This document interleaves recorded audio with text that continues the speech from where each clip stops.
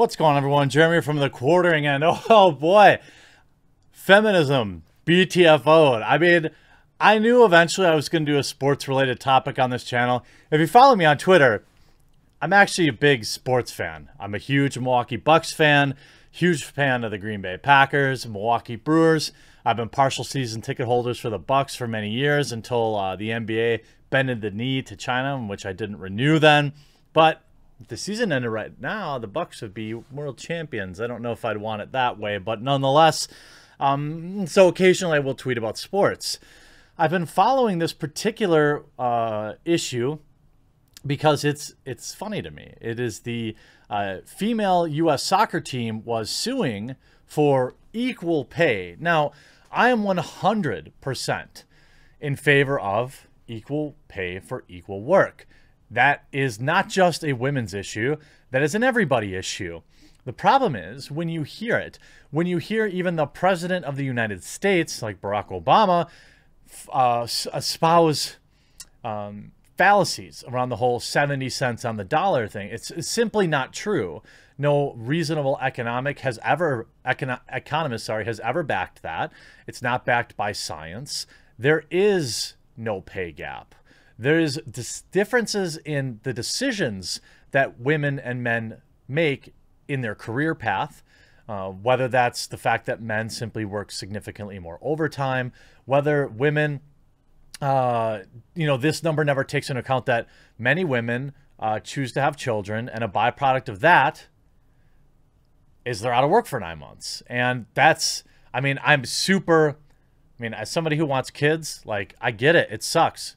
But it's baked into those numbers. Like, if you have a significant portion of, women being out of work for 6 months every year, just the average gets pulled down. I'm just saying statistically.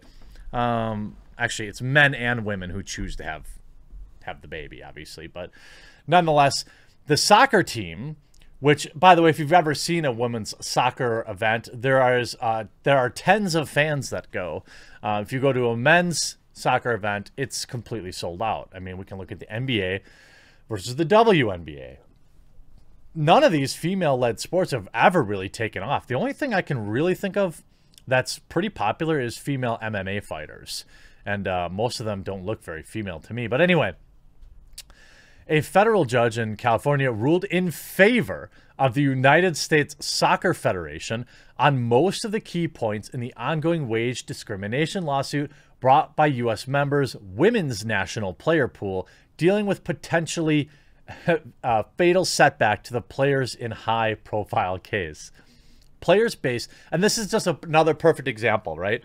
Every time I talk about on this channel where somebody makes some heinous allegation or you talk about the pay gap, what do I always say? I say, that's illegal. Paying a woman less because she's a woman is illegal. You should go to court. Guess why they never do? Because this happens. They lose. You get nothing. Players based the lawsuit last year on two grounds. First, that the U.S. Soccer had violated the Equal Pay Act, paying them less than members of the men's national team. And second, that the Federation discriminated against them under Title VII of the Civil Rights Act of 1964, specifically with regard to workplace conditions. Let me be very clear. The salary for men or women is a... Sorry about that. The salary for men or women is a byproduct, okay? A byproduct of revenue. That means people that attend the event, people that buy your jerseys, people that pay for pay-per-views, if that exists. I don't think that exists in soccer. People that pay for merchandising, hats, hoodies, t-shirts, all of this builds revenue. When you have significantly less interest in a product, you have significantly less of a cash pool to pay your players.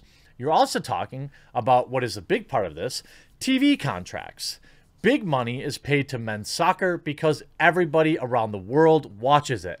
Women's soccer is paid significantly less because very few people are interested in women's soccer. Maybe World Cup time, people are mildly interested. But the fact of the matter is, nobody cares. And that's not their fault. it stinks. I hope that women's sports gets more exciting. I hope that women's sports become just as popular as men. There's no reason to not want that to be the case, but it is the case. Nobody pays to see WNBA games. Nobody watches them on TV. Nobody pays to see women's soccer teams, and nobody pays to see them on TV. There's less money. That's why they get paid less. Judge R. Kerry Klausner on Friday ruled for the U.S. Soccer's motion for summary judgment with regard to the Equal Pay Act, stating that his decision that the players had not demonstrated a trialable issue that the WNT players are paid less than the men's players. Boom! They didn't even get to go to trial. That's how weak their case was. Klausner's ruling was informed by the Federation's contention that women's players were paid more in total and per game basis than male counterparts were during the period in question. Uh-oh. Uh-oh. Sounds like the men have a case for a suit here. Friday's ruling cited as undisputed fact from 2015 to 2019, the women's national team averaged $220,000 per game in total payments, for a total of $25 million, while the men's national team averaged $212,000 per game in total payments, a total of $18.5 million. Uh-oh, Pescatios! Seems like the men are going to have grounds for a lawsuit here. But Friday's ruling stated that the plaintiffs had failed to in intervening months to further establish that they earned more in total compensation, due solely or a material part to the women's league working more than the men's league. Instead, the differences in collective bargaining agreements between the women's team and the men's proved to be the undoing for the EPA claims. Klausner effectively concluded that differences in payment structure were the result of choices made by the women and their union, including guaranteed annual salaries of at least $100,000 a year for 20 contracted players, and not discrimination by the Federation.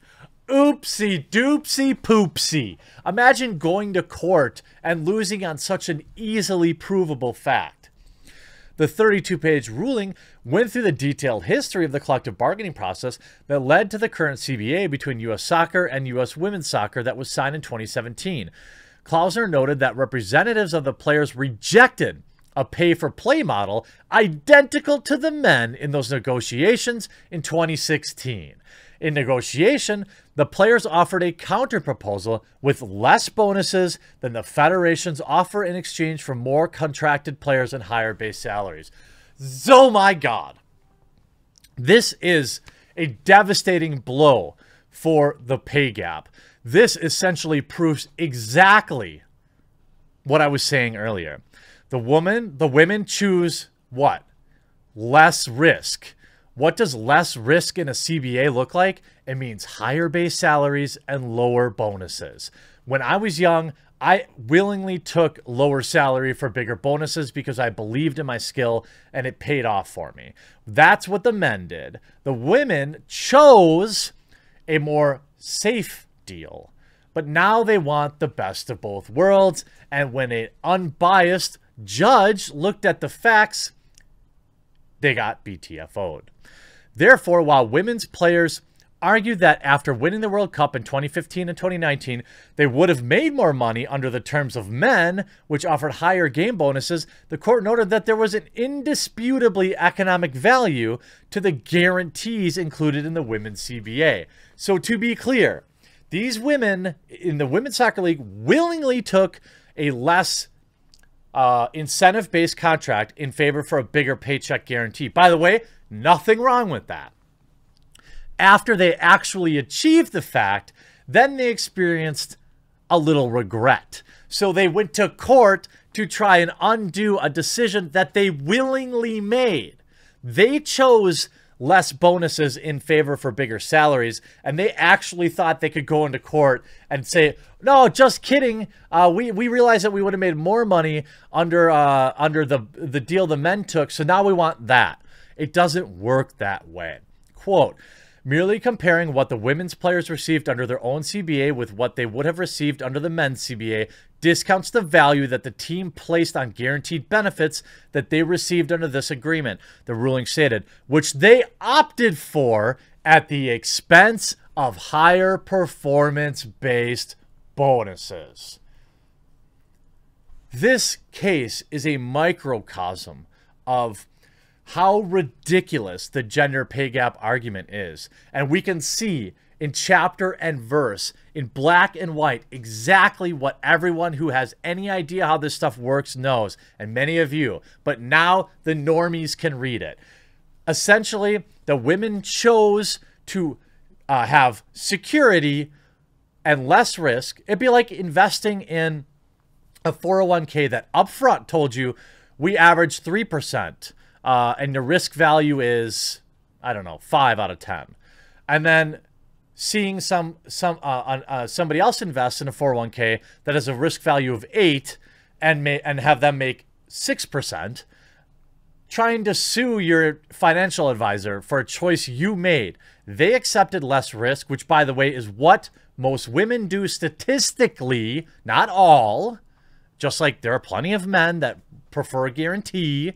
I'm just talking statistically. This is what has been said about women. They will opt for more security. I don't blame them. But feminism BTFO'd. I hope you enjoyed this video. We'll talk to you guys real soon.